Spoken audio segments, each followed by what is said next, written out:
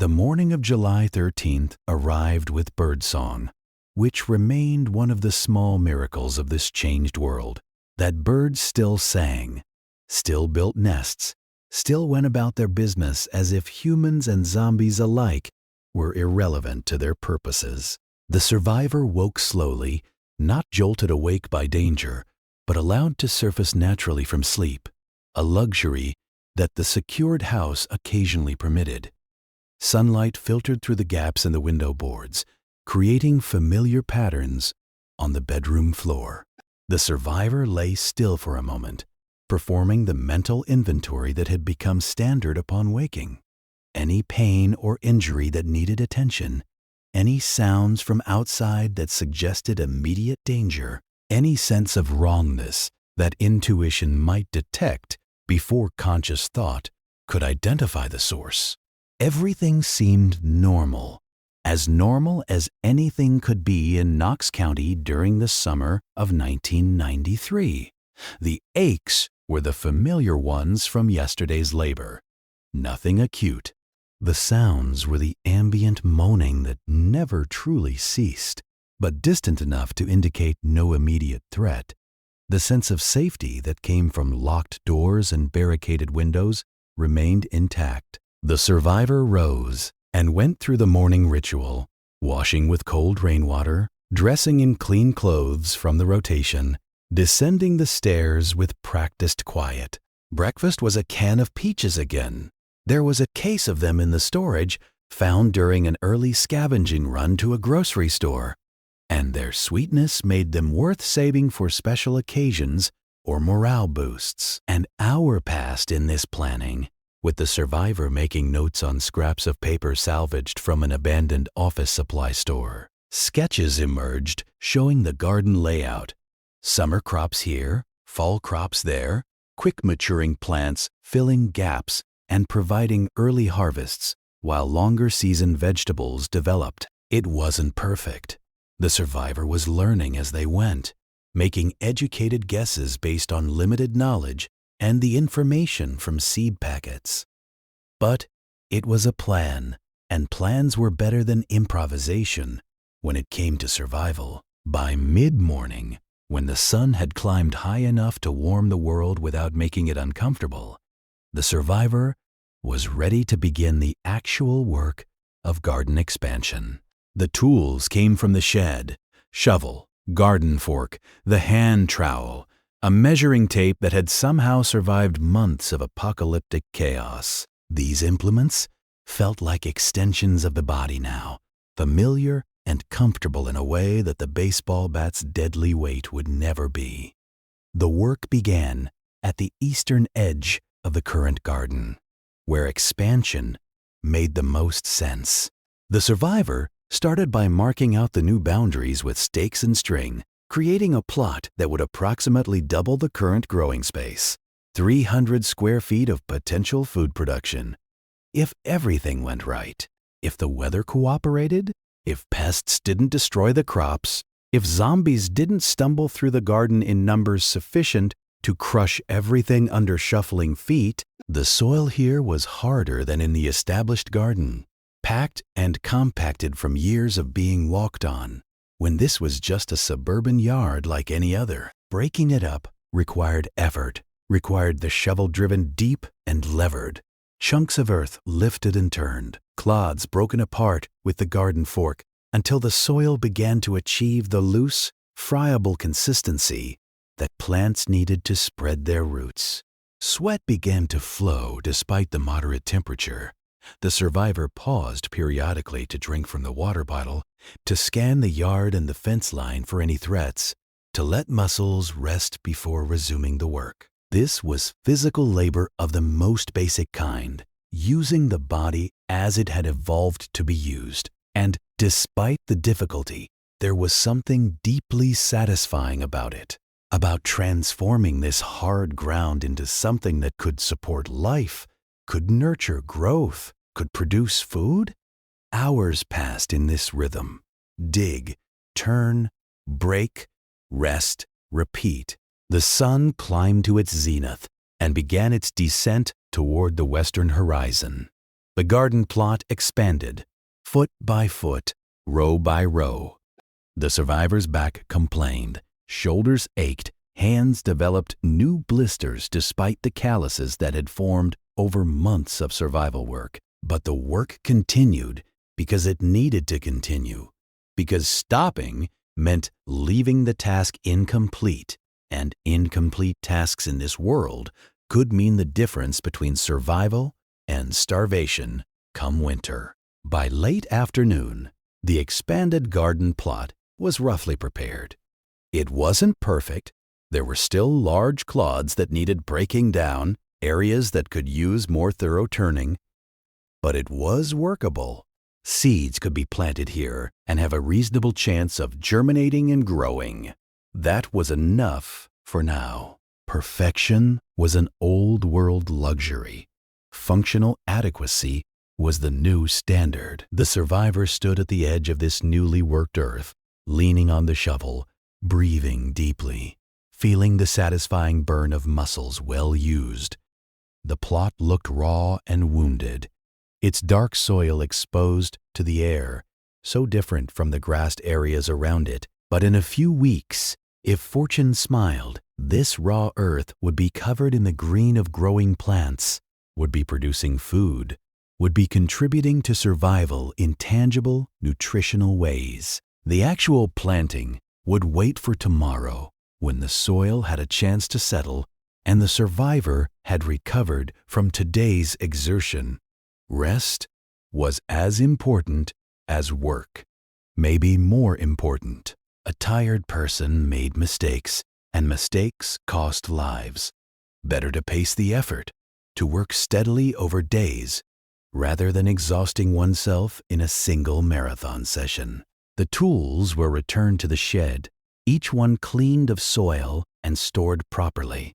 This care for tools was automatic now, ingrained by months of understanding that every resource was precious and irreplaceable. A broken shovel couldn't be simply replaced with a trip to the hardware store anymore.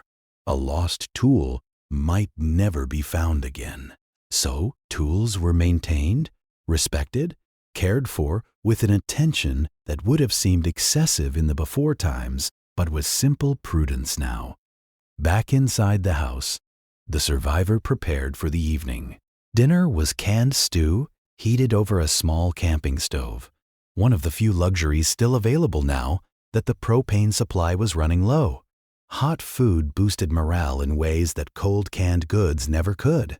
The warmth, the smell, the sensation of eating something that felt like a proper meal rather than just survival rations, these things mattered for maintaining humanity in inhuman circumstances. While eating, the survivor reviewed the day in quiet reflection.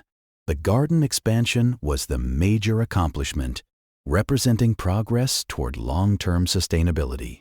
But there had been smaller successes too. No dangerous encounters with zombies, no injuries, no losses of valuable supplies. In a world where simply making it through another day was an achievement, these were victories worth acknowledging.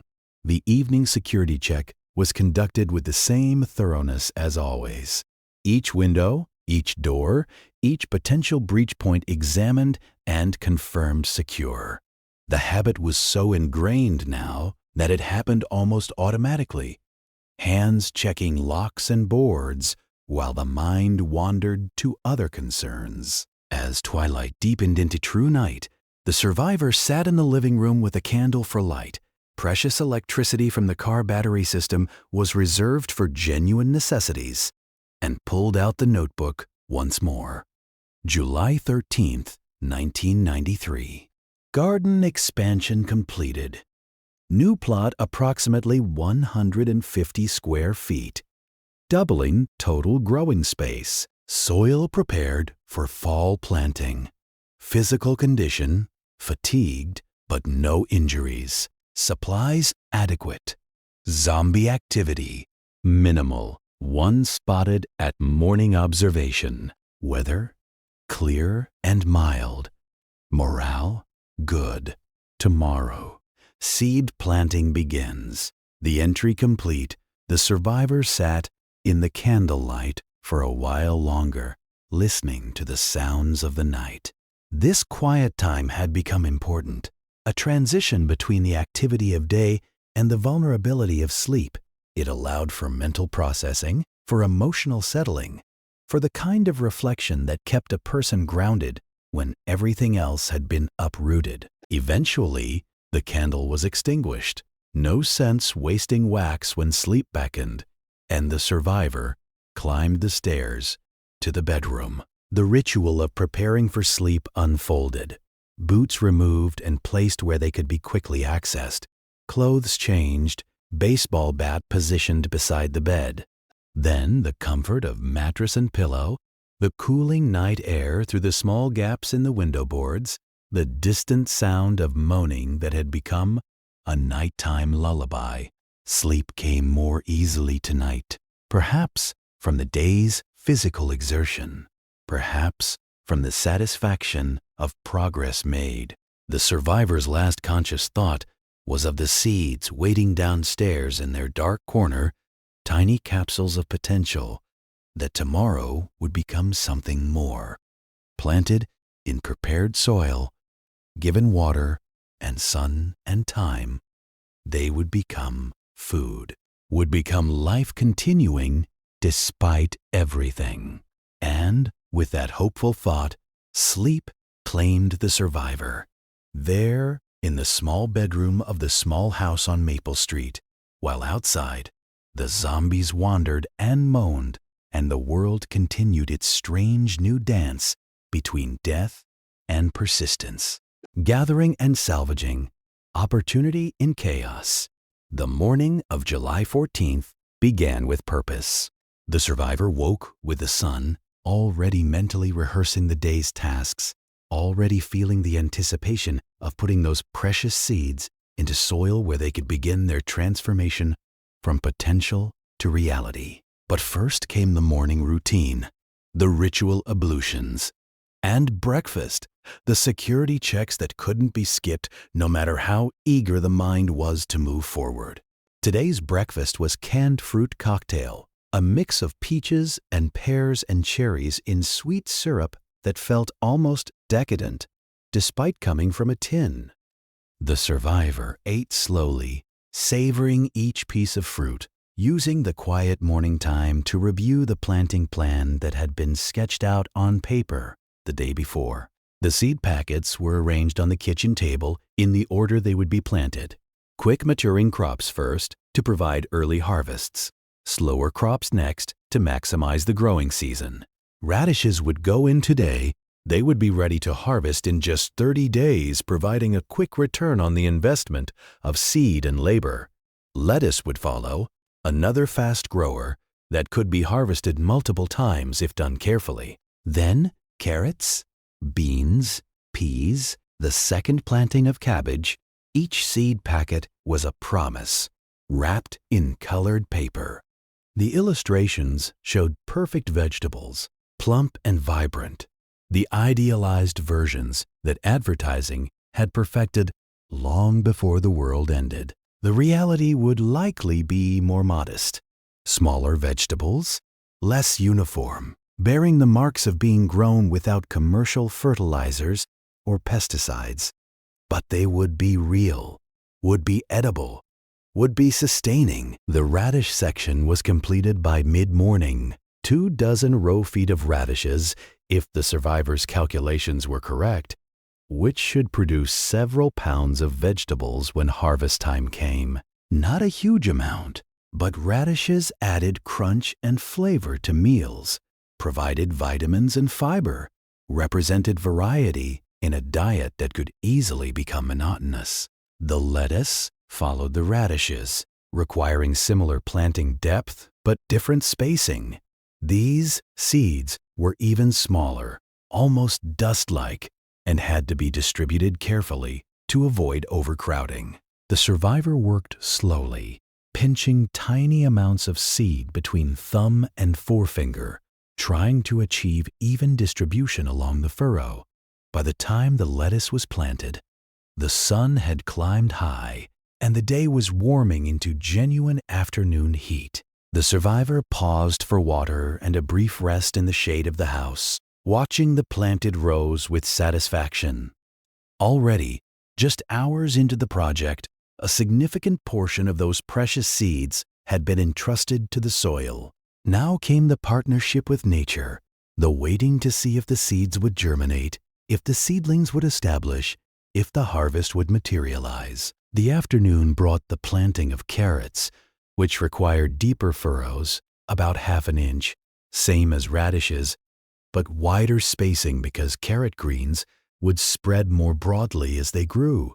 The survivor created 3 long rows in the newly expanded garden area, carefully distributing the carrot seeds and covering them with the fine soil that had been so laboriously prepared. Carrots were a gamble in some ways. They took longer to mature than radishes or lettuce, 60 to 70 days according to the packet, which meant they would be ready sometime in mid-September, if all went well. But September in Kentucky could still bring warm weather, or it could bring early frosts that would damage or destroy tender plants.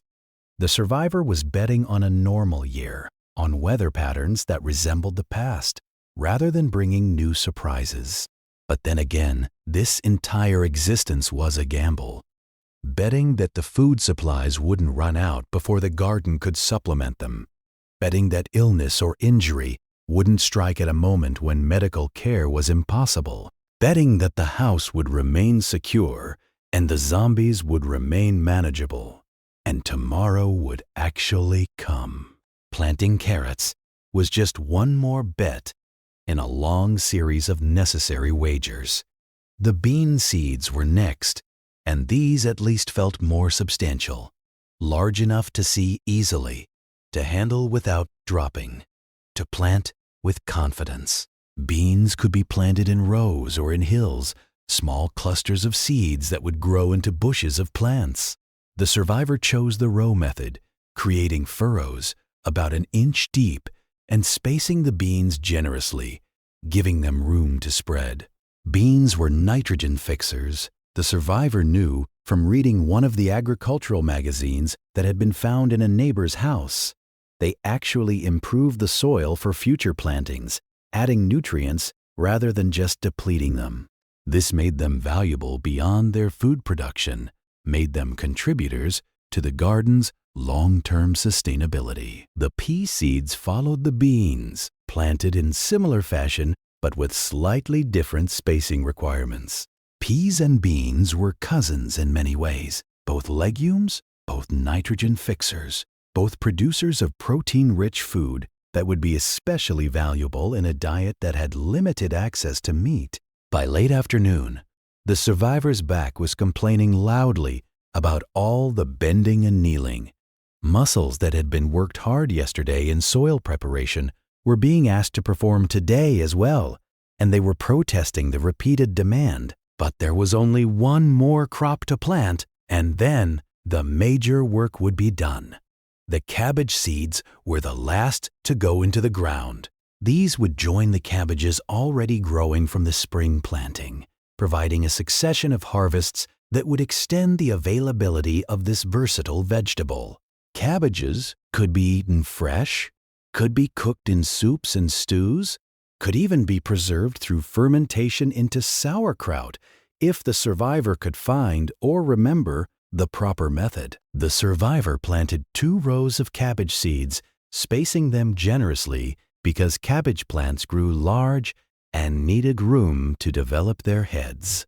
These seeds would take the longest to mature. Some varieties needed 90 days or more, but they would also provide substantial food when they finally did. A single large cabbage could feed one person for several days, stretched across multiple meals, providing calories and vitamins and that sense of plenty that made survival feel less desperate. With the last cabbage seed planted and covered with soil, the survivor stood slowly, feeling vertebrae pop and muscles complain. The garden plot was transformed now, no longer just turned earth, but actually planted, actually purposeful. The seeds themselves were invisible beneath their covering of soil, but their presence changed everything. This plot was no longer merely potential. It was active, alive with the possibilities of growth. The watering came next, a critical step that couldn't be skipped. The seeds needed moisture to trigger germination, needed the soil around them to be damp but not waterlogged. The survivor retrieved the watering can from the shed and filled it from one of the rain barrels, carrying it back to the garden and gently sprinkling water over the newly planted rows. This process was repeated many times, back and forth from barrel to garden, watering can growing heavy with each filling. The survivor worked carefully, trying to provide even moisture across all the planted areas, watching the soil darken as it absorbed the water. Too much water would wash seeds away or drown them. Too little would leave them dry and dormant. The balance was delicate, required attention and judgment. By the time the watering was complete, the sun was descending toward the western horizon, and the survivor's arms ached from carrying the heavy watering can. But the garden was planted and watered, the seeds given their best chance at germination and growth. Now came the hardest part of gardening, the waiting, the trusting that the seeds would do what seeds had been doing for millions of years, breaking dormancy and reaching toward life. The survivor stood at the edge of the garden as the day's light softened into evening gold. The plot looked different now, the soil disturbed in neat rows, marked by the stakes and strings that identified where different crops had been planted. In a few days, if all went well, the first signs of germination would appear.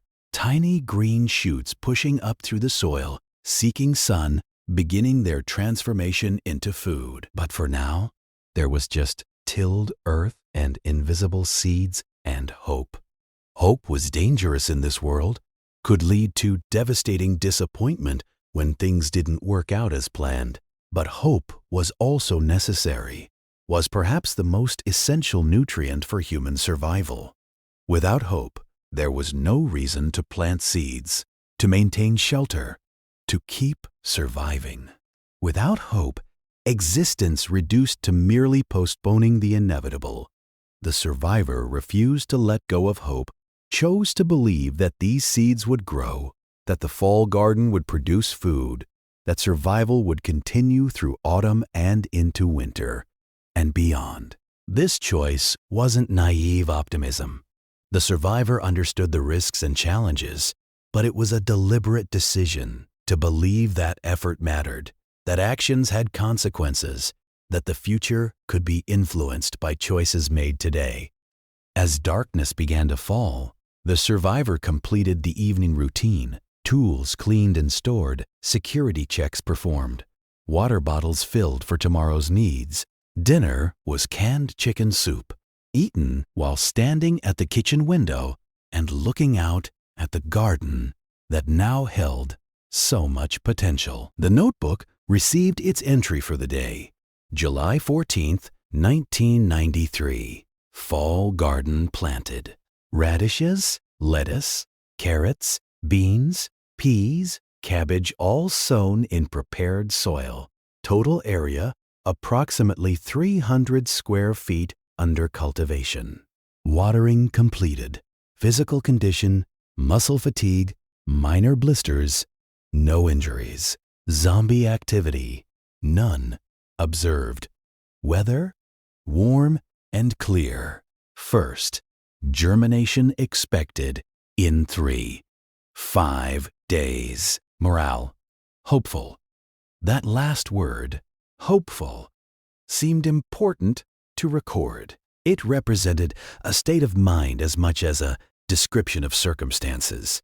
The survivor was choosing hope deliberately, was planting it in the soil along with the seeds, was cultivating it along with the vegetables. Sleep came easily that night, the fatigue of 2 days' hard physical labor overcoming any tendency toward anxious wakefulness. The survivor's last thoughts before unconsciousness, were of rain falling gently on the garden, of seeds swelling with moisture, of tiny root tendrils beginning to extend into the welcoming soil, thoughts of life continuing, persisting, growing despite everything. The return journey, coming back home. The days that followed the planting took on a different rhythm. The survivor woke each morning with anticipation, eager to check the garden for signs of germination, to see if the seeds were responding to the combination of soil, water, and sun that had been provided. But gardening taught patience in ways that few other activities could match, and the survivor learned to temper expectation with realistic understanding of biological timelines. On the morning of July 17, 4 days after planting, the first miracle appeared. The survivor was making the morning garden inspection, a ritual that had become as essential as the security checks, when a tiny speck of green caught the eye. There, in one of the radish rows, a seedling had pushed through the soil surface, its cotyledons just beginning to unfold. The survivor knelt in the damp morning grass and examined this small wonder with an intensity that would have seemed absurd in the old world. But in this new reality, this tiny plant represented success, validation that the effort had been worthwhile. One seed had germinated, had trusted the environment enough to break dormancy, had committed itself to the uncertain process of growth. By midday, more seedlings had appeared, dozens of them, scattered across the radish rows in patterns that reflected the survivor's planting efforts. They were impossibly small, impossibly fragile, impossibly beautiful in their simple assertion of life. The survivor checked them multiple times throughout the day, watching for any signs of stress or damage, protecting them with all the fierce attention usually reserved for immediate survival threats. The next morning brought lettuce seedlings, even tinier than the radishes, their leaves barely visible against the dark soil. These were followed a day later by the first bean plants, their characteristic paired leaves unmistakable even in miniature. Each emergence was celebrated quietly, a personal victory in the ongoing struggle to build sustainable survival. But with growth came new responsibilities and new concerns. The seedlings needed consistent moisture, but not waterlogging. They needed protection from pests. Slugs were already showing interest in the tender new leaves. They needed the survivor's time and attention, in addition to all the other demands of surviving in Knox County. The watering routine became critical. Each morning and evening, the survivor would inspect the garden's moisture level, would water when necessary using the precious stored rainwater. Too much water would rot the roots, too little would stress the plants and slow growth.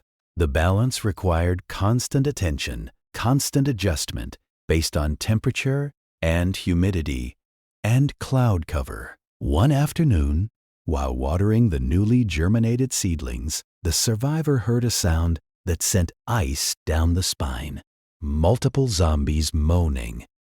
Not distant, but close, perhaps in the next yard or the alley behind the house. The watering can was quickly set down, the baseball bat drawn from its loop on the backpack that the survivor now wore, even for yard work. The moaning grew louder, and then they appeared, 3 zombies shambling along the fence line at the back of the property. They seemed to be following some route, some pattern that their decayed brains had latched onto, moving with the slow determination that made them so dangerous over time. They hadn't spotted the survivor yet, hadn't focused their attention on this yard specifically, but they were close enough that any sound or movement might draw their notice. The survivor froze, barely breathing, watching the zombies shuffle past. They were all heavily decayed, suggesting they had been wandering for weeks or months.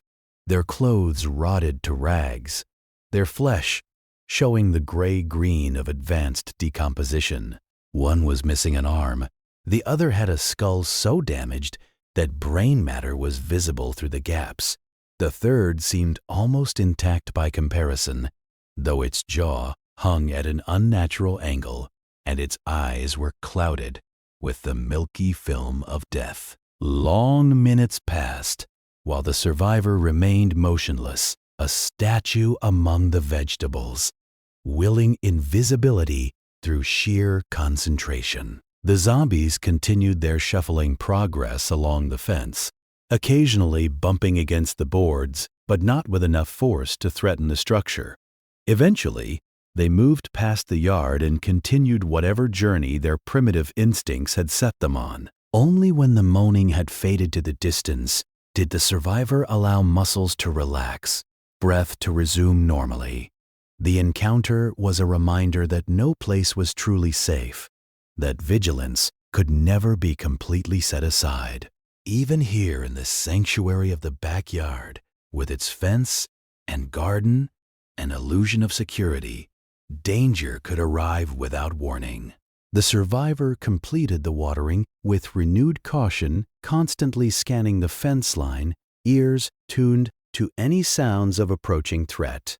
The work was finished quickly, efficiently, without the leisurely attention that had characterized earlier watering sessions. Get it done, get back inside, minimize exposure. But as the days progressed and the garden continued to thrive, a routine emerged that balanced the need for plant care with the imperative of personal safety. The survivor would conduct quick morning inspections before the day heated up, when zombies tended to be less active. Watering would happen in the evening, when cooling temperatures made the moisture more effective and gave plants the night to absorb it without the stress of midday sun. The seedlings grew with astonishing speed once they established. By the end of July, the radishes were showing true leaves beyond their initial cotyledons. The lettuce was forming recognizable clusters. The beans were reaching skyward on stems that thickened daily. The garden was transforming from a plot of disturbed soil into something recognizably agricultural, purposefully green. The survivor thinned the seedlings where necessary, removing crowded plants to give their neighbors room to grow. This culling was difficult. Each seedling represented effort and potential, but necessary for the health of the garden overall. The thinned seedlings weren't wasted. Many went into salads that added fresh greens to the diet of canned goods, a luxury that improved both nutrition and morale. As August arrived, the garden entered its adolescent phase. The summer tomatoes were heavy with fruit, green but growing, promising red ripeness in another week or two. The spring cabbages had formed tight heads that would soon be ready for harvest, and the fall plantings were establishing themselves, their roots extending deep into the soil, their leaves gathering sunlight and converting it into growth and eventual food. The survivor developed a deep familiarity with the garden's rhythms and needs, could tell at a glance which plants needed water, which were getting too much sun, which showed signs of nutrient deficiency or pest damage. This knowledge was hard-won, learned through close observation and the occasional failure, but it transformed the survivor from someone who merely planted seeds into someone who could genuinely claim to be growing food. One morning in mid-August, the survivor harvested the first radishes.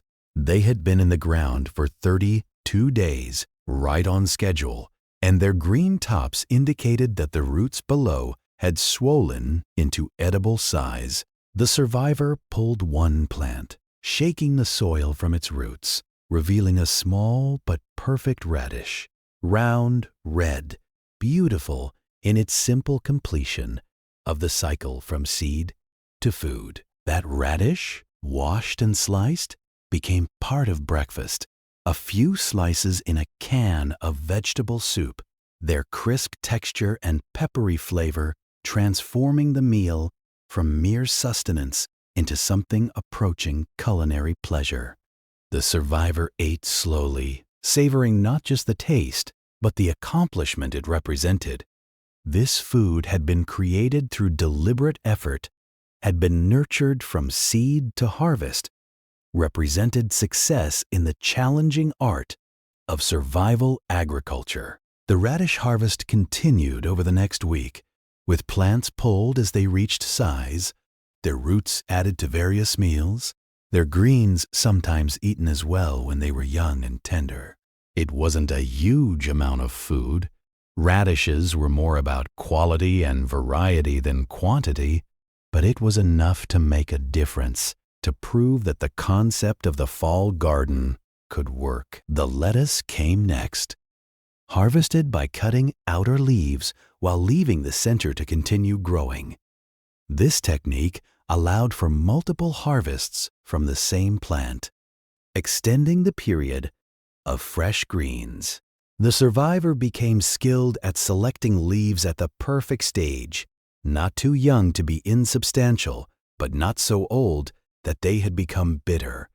Fresh lettuce in the diet was transformative. After months of canned vegetables and preserved foods, the crisp texture and mild flavor of fresh greens felt almost decadent.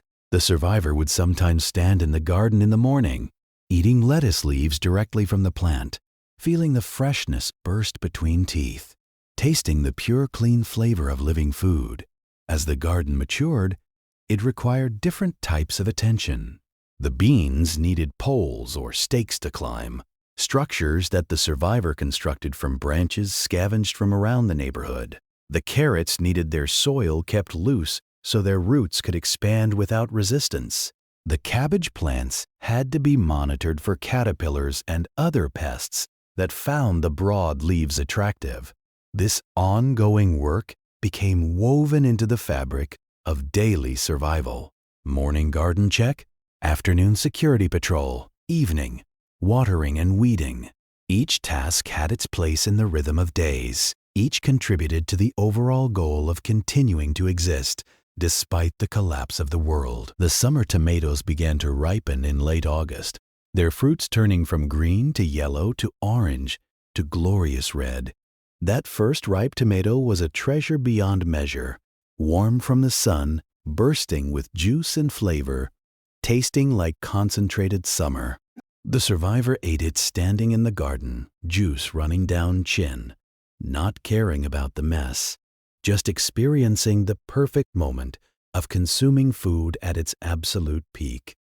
More tomatoes followed, a cascade of ripeness that provided fresh vegetables almost daily. The survivor ate them, sliced with a bit of salt, cooked them into sauces, even canned a few using jars and lids that had been scavenged from abandoned homes. The canning was an experiment, following instructions from a cookbook found in someone's kitchen. And the success rate was mixed, but even a 50% success rate meant preserved tomatoes for winter, meant extending the garden's bounty beyond the growing season. The spring cabbages were harvested in early September, their heads cut and brought into the house with a sense of triumph. Each cabbage weighed several pounds, represented multiple meals, proved that patient cultivation could produce substantial food. The survivor prepared cabbage in various ways, shredded raw into slaw, boiled into soups, even attempting the fermentation process that might produce sauerkraut if done correctly. As September progressed, the fall garden plants continued their growth. The beans were flowering, promising pods that would appear in another week or two. The peas were climbing their supports, their tendrils grasping at anything nearby, their flowers tiny and perfect. The carrots were invisible beneath the soil, but their ferny tops suggested healthy growth below. The second planting of cabbage was forming small heads, not yet ready for harvest, but showing promise for October and November. These late cabbages represented the garden's longest bet, trusting that Kentucky's autumn would be mild enough to allow their completion. The survivor monitored the weather carefully, aware that an early frost could damage or destroy these slow-maturing plants. The garden had become central to the survivor's existence in ways beyond mere food production. It provided purpose, structure, a reason to wake each morning with anticipation rather than dread. It connected the survivor to rhythms larger than the immediate crisis of the zombie apocalypse. The seasons turning, seeds germinating, plants growing toward harvest. These rhythms had existed long before humans, would continue long after, and participating in them felt like touching something eternal and true. Standing in the garden on a late September evening, surrounded by plants in various stages of growth, the survivor felt a contentment that had seemed impossible months ago. Yes, the world had ended. Yes, the zombies still wandered and threatened. Yes, survival remained uncertain, and death always lurked nearby. But here, in this small plot of cultivated earth, life continued. Plants grew, food developed, the future extended another day, another week, another season. The notebook entry for September 25th captured this feeling. Garden thriving, radishes and lettuce harvested continuously, tomatoes ripening daily, spring cabbage all harvested, beans flowering, peas climbing well, carrots underground but showing healthy tops, fall cabbage forming small heads, first frost predicted for mid-October, weather cooling but still mild, zombie activity remains manageable. Food situation? Supplementing stored supplies with fresh produce. Morale? Sustained by daily garden successes. Feeling more farmer than scavenger now. That's progress. And it was progress. Real and measurable. The survivor, who had planted those first desperate seeds in the chaos of early summer, had grown along with the garden, had learned skills and developed knowledge that transformed survival from desperate scrambling into something approaching sustainable living.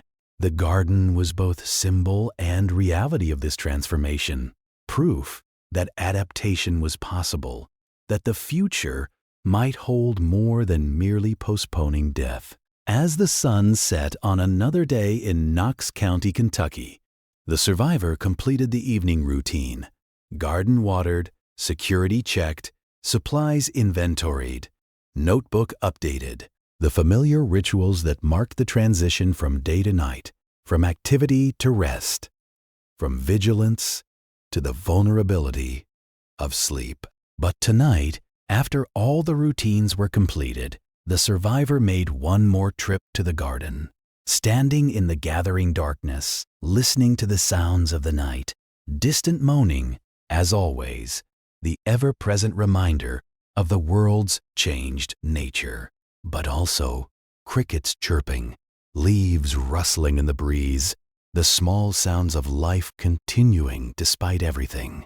The survivor reached down and touched a tomato plant, felt its stem solid and alive beneath fingers, felt the slight stickiness of its leaves, smelled the distinctive tomato plant scent that had always meant summer. This plant was real, was present, was thriving. And if this plant could thrive despite the apocalypse, then perhaps the survivor could too. With that thought, the survivor returned to the house, locked the door, and prepared for sleep. Tomorrow would bring new challenges, new work, new decisions, but it would also bring the garden, still growing, still producing, still offering its daily miracles of life, persisting against all odds. And that was enough. That was more than enough. That was everything. Thank you so much for watching The Long Winter Archive.